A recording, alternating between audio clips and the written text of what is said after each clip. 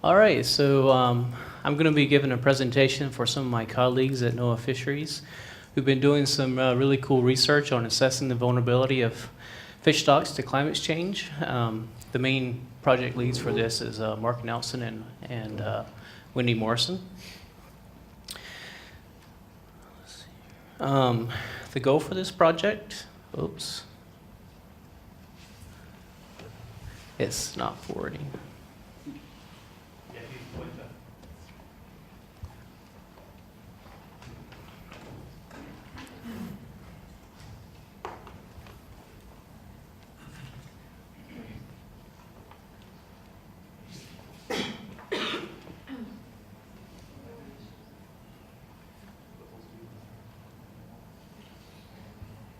All right, great. Okay, take two. So the goal of this project was to develop a rapid assessment to help identify vulnerable fish stocks to climate change. And for it to be useful, we had a few objectives. The first one was that the assessment needed to be able to rank species vulnerability. The second one is it needed to identify factors that contribute to the stock's vulnerability. And the third one was it needed to identify gaps in any data quality issues we have. And lastly, I wanted to note that this presentation is going to largely focus on the methodology and the types of products that are produced from this assessment to describe how this method addresses the issues with expert-based risk assessments for things such as like groupthink, scoring biases, information loss, things like that. So, although we think about climate change as something happening 50 to 100 years into the future, actually impacts to climate change are occurring right now. For example, here we have a graph of red hake distribution in 1968 to 1980, and you can see this is along the Atlantic coast in the U.S. This is the Mid-Atlantic region, and this is the Gulf of Maine. And you see that the majority of the distribution here is both Gulf of Maine and off of New York, whereas more recently, in the last 20 years, this distribution has moved up just into the Gulf of Maine area. And so understanding and anticipating these changes is important for fishery managers when making management decisions. However, assessing this vulnerability of these stocks to climate change is relatively a new field. Vulnerability assessments are becoming increasingly common in the terrestrial ecosystems, but not so much with marine ecosystems. So what do we really mean by vulnerability in this case?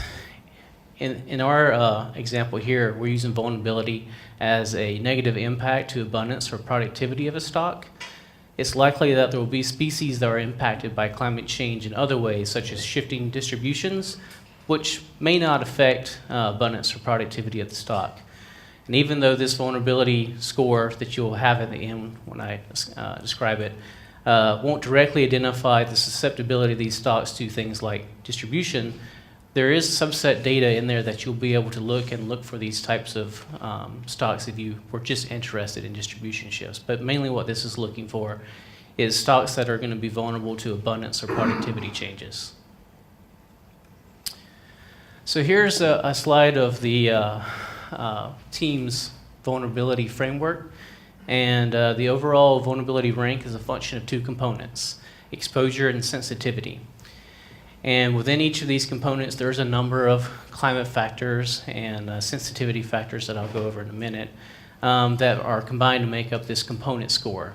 However, these various factors are not considered to be an index of sensitivity or exposure because these factors are not necessarily correlated with each other. And so rather than using the average for all these component scores, we're using a logic rule here. So starting with our exposure factors, the score for exposure is a measure of the expected change within the range of a species, but instead of looking at the absolute magnitude of this change, we're actually looking at the relative change based on historical variability. And so this tells us how far the predicted future mean is outside the normal variability within the system. For example, a 2-degree change in temperature in one system may still be within the normal range, whereas a 2-degree change elsewhere might be temperatures that's never been seen before. My colleagues wanted me to throw up this slide here too, just to, for anybody else that's working on climate vulnerability assessments or interested in getting exposure information. My colleagues worked a lot with our Earth Science Research Laboratory to develop this mapping tool that provides easy access to these existing projections of changes in climate and ocean conditions worldwide, and you can access those on the web. For sensitivity factors, we came up with 12 different biological attributes that are thought to be predictive of how a stock will respond to change in climate. To decrease the subjectivity and increase consistency across scores, we have developed a description for each of these attributes, both in this one and for our climate exposure, to help people with their scoring process. And the way that they go through the scoring is it's a range between low and very high, and I'll dig into the scoring system now. Let's see here. So in order for this to be somewhat of a rapid assessment, the information on the climate and sensitivity factors can be quantitative when available or qualitative when it isn't. We used a Delphi method was used to do the scoring to reduce groupthink and improve scoring knowledge. And this is done in a two-step process. In the first step, the experts score each of these species on their own or individually. And then in the second phase, we bring the scorers together and they have a discussion over what kind of scores they provided, and they're allowed to change their scores based on this discussion. One of the things that I like the most about my colleagues' methodology here, I rave about it all the time, is that whenever we work on these risk assessments and you're doing these scoring bins, you usually have an option. You can give it a score of 1, 2, 3, or maybe something in the middle. And a lot of people have problems with being able to say, yes, I'm for sure know that it's a high risk. And so what my colleagues did was they are employing a tally scoring system where for each attribute, an expert has 5 tallies to split up between 4 scoring bins. And if the expert is certain of their score, then they can put all of them into one category like they did here. But if the experts aren't so sure about where these tallies should go, well, they can split them up among different bins. That's like these here. And you also notice with this last example that it also forces the expert to place at least a minimum of 2 tallies in one of the scoring bins. So you're always going to get their best guess, even though it might be really unknown. Another thing that my colleagues did was they've come up with a visualization process to help in this 2-stage scoring system. So this is an example of a summary of the scores they got from the first round from individual experts. And then, so what they do with this information is we basically, for each one of these colors here is where different experts gave scores on various attributes. And so this example is for Atlantic mackerel, and this top left one here is for adult mobility. And so you can see here that most of the scorers thought that mobility of mackerel wasn't an issue, so they all gave it low and moderate vulnerability scores. Whereas on this bottom one here, which is on habitat specificity, you can see that most of the experts gave it a score of low and maybe medium, but you had one expert who's here in green who gave it very high and high scores. And so whenever you're in the second phase of the scoring process in a group, we can use that, the facilitator can highlight that there's some confusion about what the score should be here, and then they can go through and adjust their scores.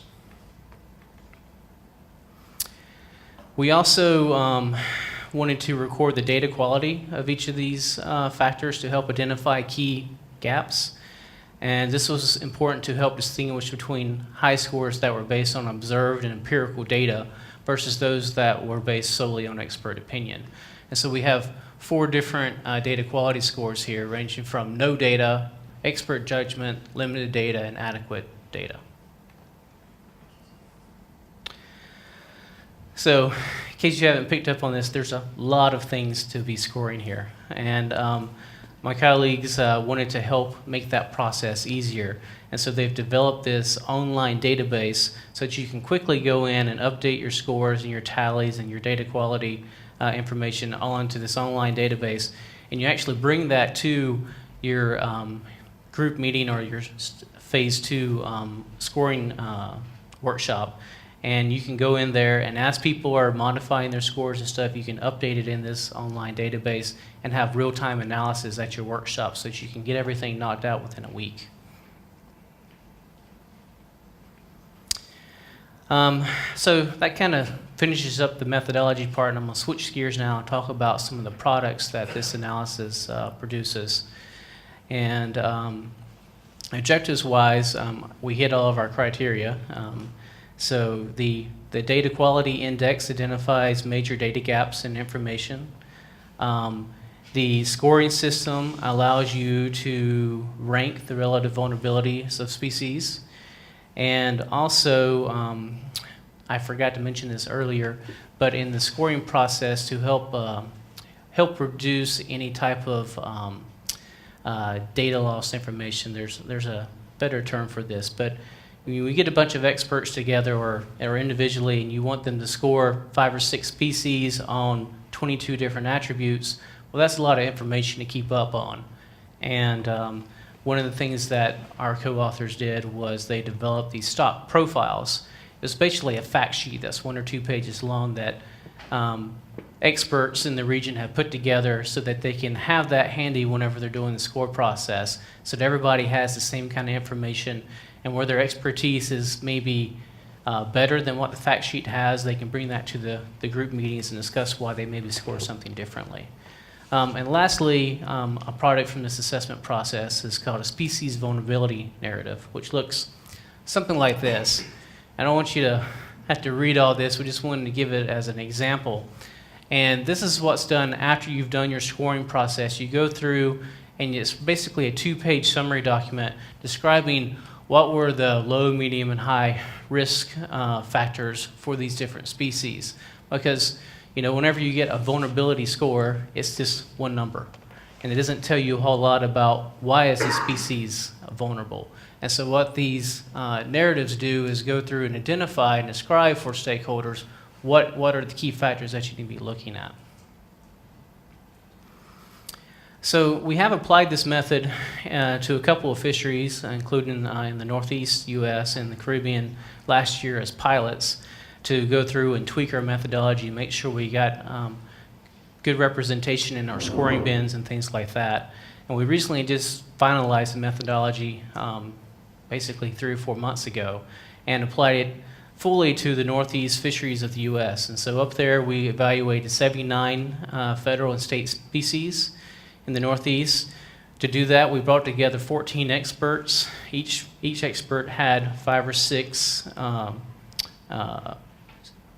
there's 5 or 6 teams, each of them having 5 or each expert had 5 or 6 species that they worked on also. And over a 6-month period, while they also juggled their normal stock assessment workload, were able to come up with some scores. And while this work is in progress, I don't have all the numbers or vulnerability scores for our species just yet. That's going to come out this summer. But what I can show you is the spread for how these different species fill out in the Northeast. And what you'll see here is that we have pretty good spread for sensitivity, where the majority of it falls in the moderate to high, with only 4 in the very high, but a lot more in the low. Exposure-wise, though, you're going to see most of this is high to very high, and that's because in the Northeast U.S., Gulf of Maine area is kind of a hot spot for climate change. And lastly, our overall vulnerability rate score is pretty well distributed evenly across all these different risk categories. So we envision the results of this assessment to have both science and management uses. From the science side, it can identify key data gaps and can be used to prioritize research and monitoring programs. And then on the management side, the results can be used to inform management decisions that increase the adaptivity and resiliency of fisheries to climate change. Lastly, I want to highlight that this project's been a real team effort over the last 2 years, and so we want to acknowledge everybody that's been helping us along this process. We had management teams and a lot of help from our folks at in the climate change office. Had lots and lots of people help us on the pilot, and anyway, with that, are there any questions?